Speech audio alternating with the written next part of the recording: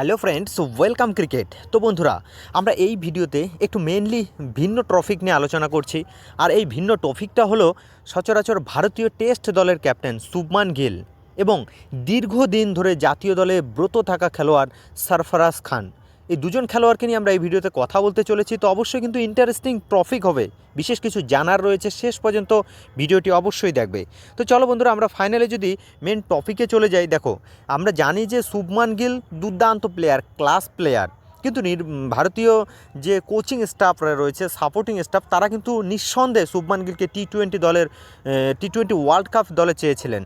তার কেননা আমরা ভারতীয় কোচিং স্টাফের সেই স্ট্র্যাটেজিক যদি আমরা দেখি, তাহলে নিঃসন্দেহে জানা যায় হুট করে শুভমান গিলকে দলের ভাইস ক্যাপ্টেন অর্থাৎ টি-20 ফরম্যাটে দলের ভাইস ক্যাপ্টেন করা এবং দীর্ঘদিন ধরে ভাইস ক্যাপ্টেন হয়ে খেলে যখন সাফল্য পেল না, হুট করে তাকে দল থেকে চেঞ্জ করে দেওয়া, অর্থাৎ সঞ্জু স্যামসংকে ভারতীয় টি-20 ওয়ার্ল্ড কাপ দলে নিয়ে আসা।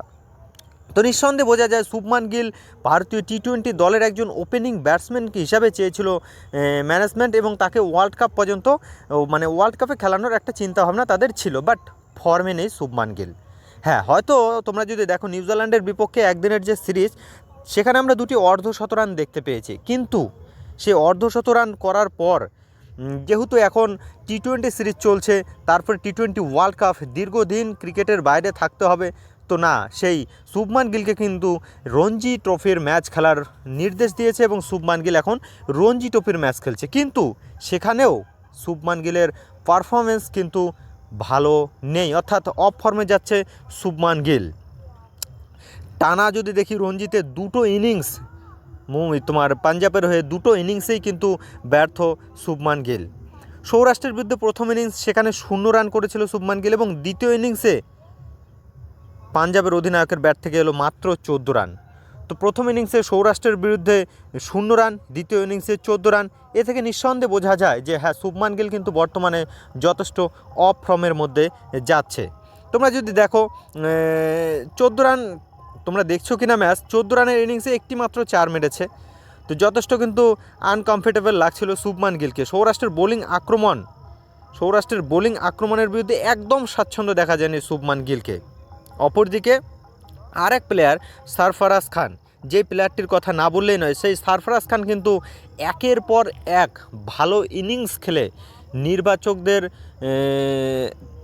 মানে কি বলবো, নির্বাচকদের চোখে আঙ্গুল দিয়ে দেখিয়ে দিচ্ছে যে তারা রত্ন ফেলে রেখেছে।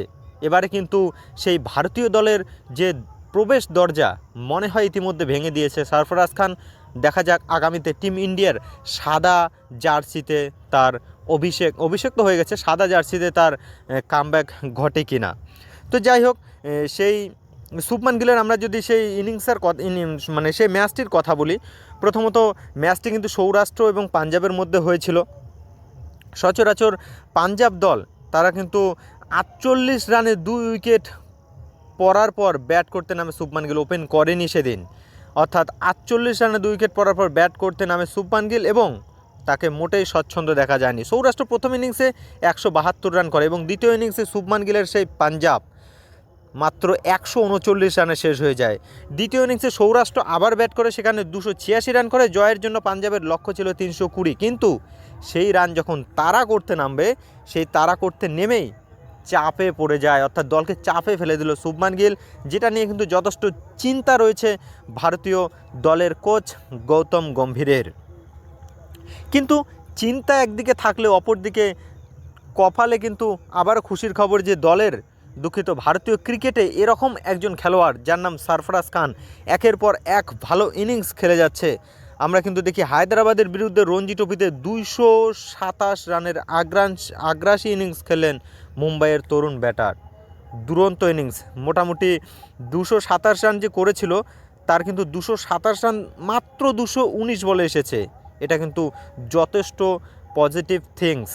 তো সেখানে আমরা যদি দেখি 19টি 4 এবং 9টি ছক্কা। তো মোহাম্মদ সিরাজ কিন্তু ছিল বিপক্ষ দলে। আমরা যদি দেখি হায়দ্রাবাদে, সেখানে মোহাম্মদ সিরাজের কিন্তু 39টি বল খেলেছিল, সেখানে 45 রান করে। তো সেক্ষেত্রে দেখতে গেলে সরফরাজ খান কিন্তু যথেষ্ট ফর্মে রয়েছে। এবং আমরা যদি দেখি গত অস্ট্রেলিয়া সফরে ভারতীয় দলের অস্ট্রেলিয়া সফরের সুযোগ পাওয়ার পর থেকে কিন্তু সরফরাজ ব্রত থেকে যাচ্ছে। ইংল্যান্ড, ওয়েস্ট ইন্ডিজ, দক্ষিণ আফ্রিকা এই সমস্ত টিমের বিরুদ্ধে ভারতীয় টেস্ট দলে সুযোগ না পেয়ে এবার কিন্তু ঘরোয়া ক্রিকেটে দুরন্ত ফর্ম করে যাচ্ছে সরফরাজ খান।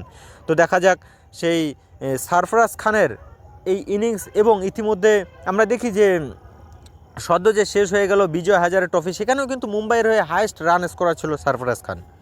তো সেই সরফরাজ খানকে জাতীয় দলে কামব্যাক ঘটতে দেখা যায় কিনা। অপরদিকে শুভমান গিলকে কিন্তু আইপিএলের প্রাক মুহূর্ত পর্যন্ত একটা মানে ইন্টারন্যাশনাল থেকে দূরে থাকতে হচ্ছে, যার ফলে রঞ্জিতে প্রথম ম্যাচে ব্যর্থ। দেখা যাক দ্বিতীয় ম্যাচে কতটা কামব্যাক করতে পারে ভারতীয় সাদা জার্সির অধিনায়ক। এই ভিডিওটা এ পর্যন্ত তোমাদের কেমন লাগলো অবশ্যই কমেন্ট করে জানিয়ে দেবে। Bye bye.